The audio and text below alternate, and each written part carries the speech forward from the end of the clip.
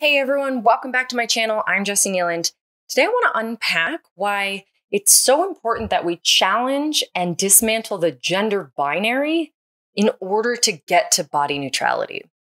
So body neutrality is the ability to, sort of approach your body from a place of objective truth. Like you just look at it, you go, this is how it looks today. I don't have to have an opinion about that. I don't have to have an assessment about that. I don't have to have meaning attached to that or significance, like it's good or it's bad. I don't have to have any stories or narratives. It just is.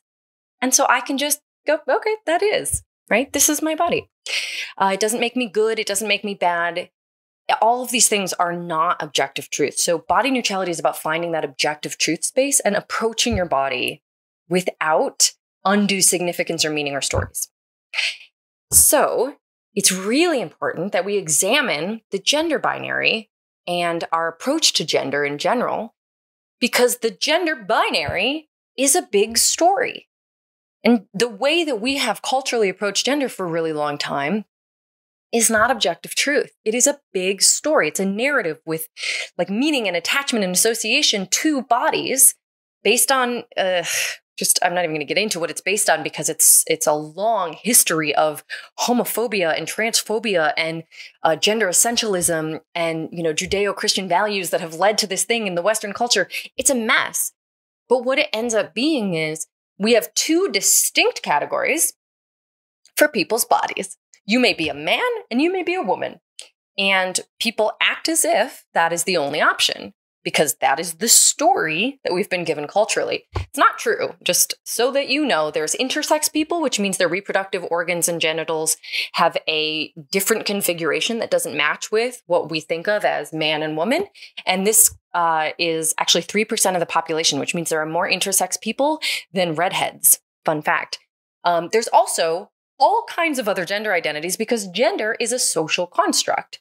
Which is to say, you may have your genitals and not have that necessarily mean a damn thing about your gender, okay? Gender is your understanding of all of those things inside of yourself, and genitals are genitals, right? Like whatever.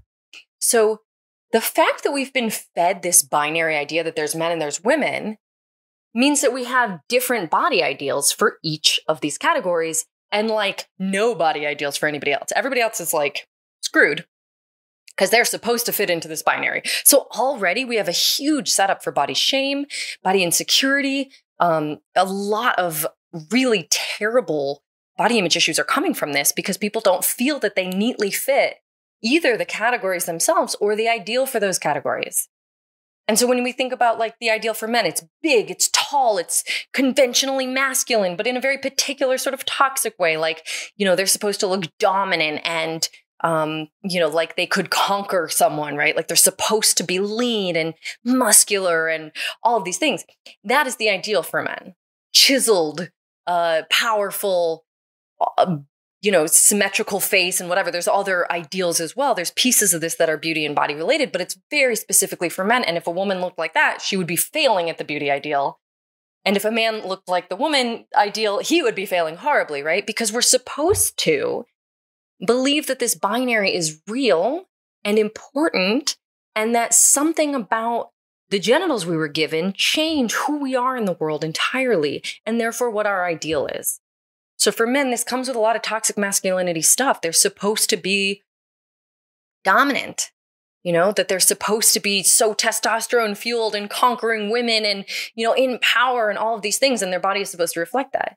Women, on the other hand, our ideal is supposed to be like feminine, delicate, skinny or small, toned, big butt, big boobs maybe, but like small bodied, that's our ideal. And again, this has something to do with the role we've been told we are supposed to play in society. We're supposed to be more submissive. We're supposed to be not take up so much space. We're supposed to be very focused on giving other people a positive experience. And that includes a positive experience of looking at us. So there's a lot of really toxic messages baked into the ideal for beauty and body stuff based on each gender.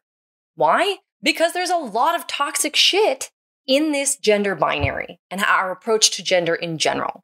So you absolutely can't get to body neutrality if your relationship to gender is still based on, I am supposed to be a certain kind of person if to fit neatly into a very particular gender box and then uphold certain ideals for that gender box, it's going to be really difficult for you to approach your body from a place of actual neutrality if you have not dismantled this entire concept of what it means to be one gender or another.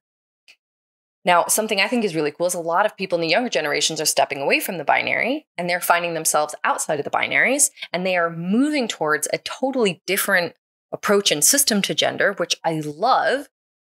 But it is something that you really just have to explore for yourself. There's no right answer. You might totally identify in the binary, and that's awesome. And you might totally not, and that's awesome too.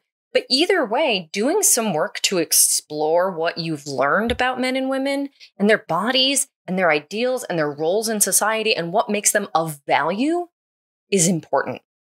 Because if you believe that as a woman, your only value comes from giving other people pleasure and positive experiences and comfort and happiness, it's going to be really freaking difficult for you to take up space physically and not play into beauty ideals.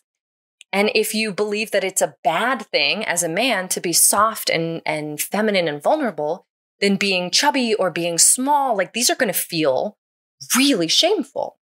So in this way, we really have to explore gender, our relationship to it, our cultural relationship to it, in order to get to body neutrality. So all of this is to say we must dismantle the gender binary. We must challenge these things inside of ourselves and in our culture if we actually want to have a chance of being able to approach our individual bodies and everyone else's bodies with any amount of actual neutrality. Hope that's helpful. Thank you for being here. Feel free to leave a comment, subscribe, turn on that notification thingy, and I will talk to you next time.